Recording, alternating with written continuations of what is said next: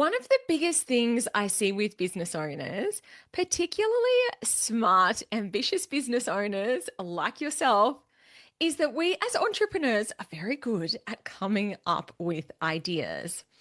And so, if something isn't selling the way that you hoped, or maybe you're wanting to scale and go to that next level, instead of actually diagnosing what the real problem is, you think, maybe I need to create something new.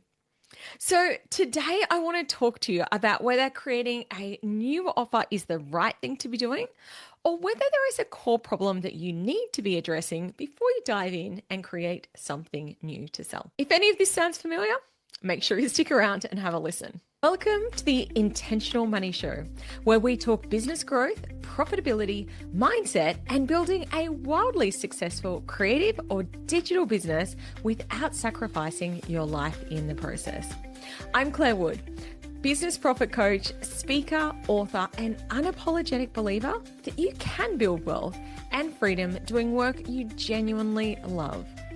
Each week on the podcast, we dive into the strategies and honest conversations that will help you scale sustainably, increase your profit, and build a business that actually feels good to run. Let's grow your profit. So, is this new sexy offer something that you do need to pursue? Or is there a core problem that you need to diagnose in your existing offers first? Now, sometimes there really is a true offer problem. Sometimes the market's changed. Sometimes people just don't want what you're selling anymore. Now, I'm not saying that you should never create something new, because sometimes creating something new is a very smart, strategic move. But what I am seeing is that a lot of the time, creating something new is not the strategy. It's just avoiding the uncomfortable truth of what is really going on. Now, let's be honest. Creating something new feels really fun. I love that dopamine hit of coming up with a new name, a new sales page, creating a whole new product or offer. And a lot of entrepreneurs, I think it's something like 80% of female entrepreneurs have ADHD. And maybe you don't have an official diagnosis, but I bet that you can relate to loving the bright, shiny object and having heaps of ideas. We are ideas machines.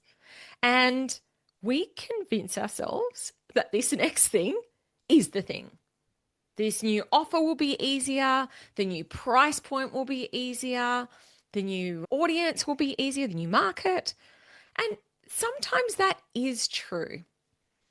But a lot of the times we're just avoiding that deeper, uncomfortable work of fixing the thing that's already in front of us. And look, I am the first person to stick my hand up and say, fixing the actual core root of a problem is not always fun. It requires getting honest with your sales numbers or your messaging. It really is sometimes just the uncomfortable process of chipping away layer by layer and figuring out what's going on. And it's just not really that glamorous as compared to whipping up a brand new offer and telling yourself that this bright new shiny object is going to be the thing. So here's an uncomfortable truth that I want to share with you. If you are not good at selling your current offer, there is a pretty good chance that you are not magically going to become good at selling a new one. And again, I am saying this from experience because sometimes we think if I create the new thing, it's going to be a lot easier. I know that you can have a $5,000 product. It's not selling at quite the rate that you want it to. And you think, I know, let's sell something that's $50. And you find it just as hard to sell that $50 thing. And here's the kicker.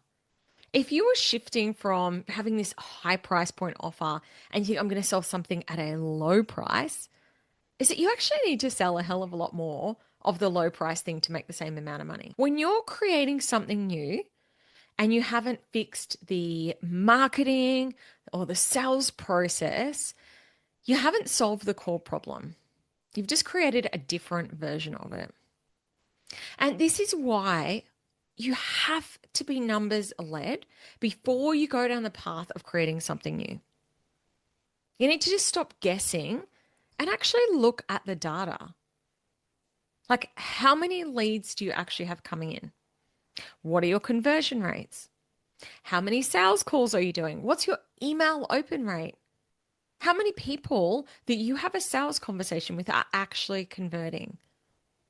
Find out where your current potential clients are dropping off, because these numbers will start to tell you what the real problem is. An example of this: you might be emailing your list and your open rate is sitting below 25%, and you are thinking, I just need to reach more people.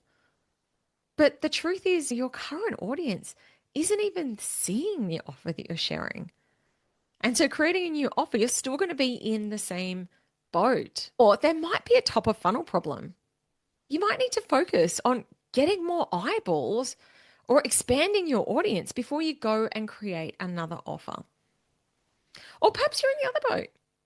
Maybe you are getting heaps of leads. People are watching your content, they're booking calls, they're coming along to your webinar or however it is that you sell, but they're not converting. And then this tells me something different again.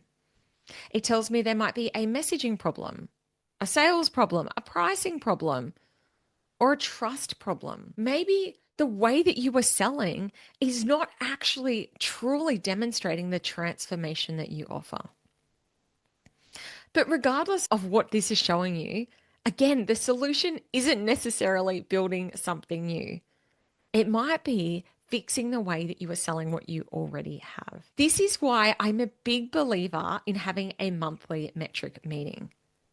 Once a month, sit down and look at the stats in your marketing. This isn't just looking at your P&L, actually going, how many new leads have I got across all your social media platforms? How many people are joining my email list? How many people are opening my emails? How many people have booked calls? How many people have converted? Look what is selling and figure out where the sales process or your marketing funnel is getting stuck. Now, I know a lot of people have resistance to looking at numbers and stats and metrics, but these aren't here to shame you. They're here to show you where the problem actually is. And this is a really important shift if you're stepping into that next level of business. You can't just keep thinking, I need a new offer or I need a new product without actually looking at the evidence. Because I hate to say it, but business is boring at times. And sometimes we have to keep doing the hard thing again and again until we get really good at it. And that's why being numbers led means that you get good at diagnosing the true issue rather than avoiding it and trying to create something new and put a band-aid on the core problem. So before you launch something new, here's some things to ask yourself. Firstly, why am I launching this? Is there genuine demand? Have people asked me for this? Does it solve a problem your audience already cares about? Or are you just creating it because you're bored? Are you creating it because you're avoiding selling the thing that you already have? Maybe it feels boring or uncomfortable to promote your existing offers. Are you creating it because you're convinced that if you find something new or if you've got a different price point, then it's going to be a lot easier than fixing what isn't working right now? Like I said, again, it's not to say don't ever create new products or services or offers, but just be careful when you go about doing it. One last thing that would be remiss of me to not talk about, being the money gal, is I want you to think about profit. Because sometimes when you create something new, there's a lot of time, energy, effort, costs that go into building it. The team's working on it, the marketing, the messaging. And all of that energy and financial resources could have actually gone into improving the profitability of what already exists. And again, I say this from a place of experience. I love creating new things. And I've learned the hard way that might not be the most profitable way to grow your business. One other thing that I want to talk about is if you do want to go and create a new offer, you need to be really mindful of your capacity. One other thing that I want to remind you about if you are wanting to create a new offer is you need to check your actual capacity. Do you and the team actually have the bandwidth to deliver this new thing as well? Because new offers create complexity. You need to be having more sales conversations, more systems, onboarding, team training. And if your business is already feeling heavy, adding another offer might not give you that relief. It might actually give you even more challenges. Sometimes we think if I'm selling more things, I'll make more money. But sometimes it has the opposite effect. And I see this with clients of mine. I'm like, whoa, there's so many different things to buy here. People might come here and not even know what the right thing for them is. And there's a saying, a confused mind doesn't buy. Often, more offers actually creates more confusion, and your audience doesn't know which of the things is right for them. This is why the most commercially strong businesses actually have a very simple business model. They're very clear on who they serve, they're clear on the problem they solve, and they're clear on the transformation they create. They're not constantly reinventing themselves every 5 minutes. They're actually willing to diagnose and refine what they're currently selling properly before they decide something's broken. So to sum up today's episode, if you're sitting here thinking, maybe I just need to create something new, I just want you to pause. Not forever, just long enough to be honest with yourself and ask yourself whether this new offer is a smart strategic decision or whether you're just avoiding a deeper, uncomfortable truth. Often the most profitable move isn't to add something else. It's to fix what already exists. Thank you so much for tuning in to today's episode of the Intentional Money Show. If you're ready for more profit, come find me on Instagram at Clare_Wood_coach. Thanks so much for tuning into the podcast, and I'll chat to you again next week.